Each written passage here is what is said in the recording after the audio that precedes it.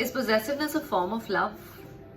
उसके लिए हम थोड़ा सा ये समझें कि हम सबके अंदर, सारे ह्यूमन बींग्स के अंदर किसी ना किसी तरह की कोई ना कोई खला, कोई ना कोई खलिश हमेशा रहती है। अब ये खला या खलिश जब अपने आप से पूरी नहीं होती है, क्योंकि अपने आप पे बहुत सारा काम करना पड़ता है उसके लिए, अपने इमोशंस को check and many other things, अगर वो नहीं होती है पूरी, then we start looking for a person जिसके साथ रहकर हमें ऐसा महसूस होने लगे कि हाँ, इसके साथ शायद मेरी ये खला और खलिश जो है वो पूरी हो जाएगी, जो कि नहीं होती है। And this is what is called possessiveness. अब possessiveness it stems up from a very weaker area of our insecurities, जो कि हमेशा रिलेशनशिप को टॉक्सिक ही बनाती है। प्रोटेक्टिवनेस एंड पोजेसिवनेस में बहुत ज्यादा डिफरेंस है। प्रोटेक्टिवनेस इज कि मैं अपने पार्टनर को दुख में नहीं देख सकता, उसका कोई दुख नहीं देख सकता, तो मैं उसको हर दुख से बचाने की कोशिश करता हूँ, and that is why I am protective, I care about him और हर। possessiveness is completely different. It's like I belong to you, you belong to me, और अब इसके बाद whatever you will do वो मेरे कहने पर होगा, whether it's pain or whether you get pain in that or whether you get pleasure in that. तो इस तरीके के फरमान जब जारी कर दिए जाते हैं किसी भी रिलेशनशिप में, देन यू अंडरस्टैंड कि यहाँ पर पोजेसिवनेस जो है वो टॉक्सिक हो रही है।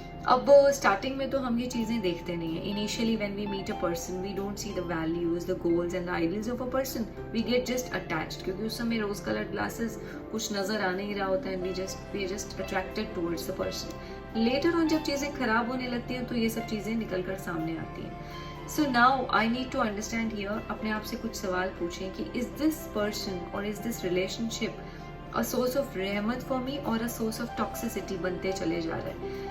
कुछ रिलेशनशिप्स में तो ऑथेंटिक कॉन्वर्सेशंस, जैसा मैंने पहले कहा था, करने के बाद चीजें जो हैं वो एक लेवल पर आ जाती है, यानी पॉजिटिव हो जाती है। लेकिन कई जगहों पर बहुत बार बात करने पर भी पार्टनर जो है चीजें छुपाए चले जा रहा है, और फिर बाद में जब पता लगता है या फिर और सारी चीजें आपको बता नहीं रहा है, कभी फियर्स आ रहे हैं, कभी कुछ आ रहा है, तो बहुत सारी चीजें जो हैं ये सारी मिलकर जो रिश्ते को टॉक्सिक बना देती हैं। सो हियर मुझे अपने आप से ये 2-3 सवाल जरूर करने हैं कि where am I heading towards in this relationship. अगर मुझे कंट्रोल किया जा रहा है, मेरी चीजों को, मेरी ग्रोथ को हैम्पर किया जा रहा है, क्योंकि love always gives you growth. It's completely different from possessiveness. It's not controlling, it just gives you freedom. Love is very composed, very calm, very secure. इधर फिजिकल प्रेजेंस जरूरी नहीं है, आप बहुत दूर भी हैं, बहुत ज्यादा माइंड गेम्स की जरूरत नहीं है कि इतनी देर हो गई मैसेज नहीं किया, मुझे बात करनी है, ऐसा नहीं, कुछ भी नहीं। It's very calm and composed, it's not chaotic like possessiveness. So here I should understand the difference, और मुझे अपने आप से ये कुछ सवाल पूछने हैं कि where am I heading towards in this relationship? रहमत मिल रही है कि टॉक्सिसिटी मिल रही है? अगर टॉक्सिसिटी मिल रही है then I should step out of it, because I shouldn't be imprisoned in this relationship. Love is not imprisonment, love is complete growth.